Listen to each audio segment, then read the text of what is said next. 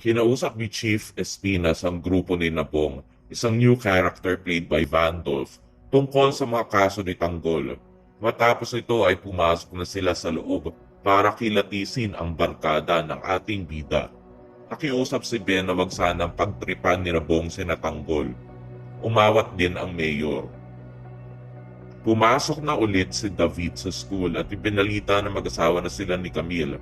Iniyabang din niya na malaki ang kanyang kita sa trabaho. Nakiusap ang mga kaibigan ni Camille na alagaan ito. Pinarningan ng professor ni David ang binata na posible itong makick out at madelay dahil sa missing requirements at dami ng absences. Narinig niya na pwedeng bayaran ng prof para pumasa at nag-ayang gumimik si David sa mga kaibigan niya. Nanonood ng news tungkol kina Tanggol, posted by Ray Langit, sina Aling Nita at Mang Marcin. Nanonood din si Don Julio kaso pinatay ito agad ni Olga dahil marahil natatakot siya na marinig o makita ni Don Julio ang pangalang Tanggol.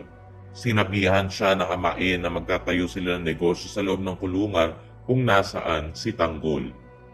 Nilagyan ng tauhan ni Olga ng bomba ang mga bulaklak para sa kasal ni Namokang at Ramon. Naikwento na kay Chief Espinas ni Warden Balatukan ang tungkol sa atraso ni Tanggol na napatay ang anak ng isang malaking tao.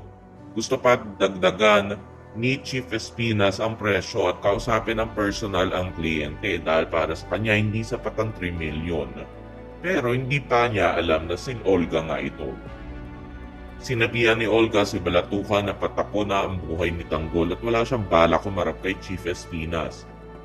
Parang naiisip ni Chief Espinas na mag-demand ng 4.7 million kasi yun ang halaga ng kotseng gusto niya.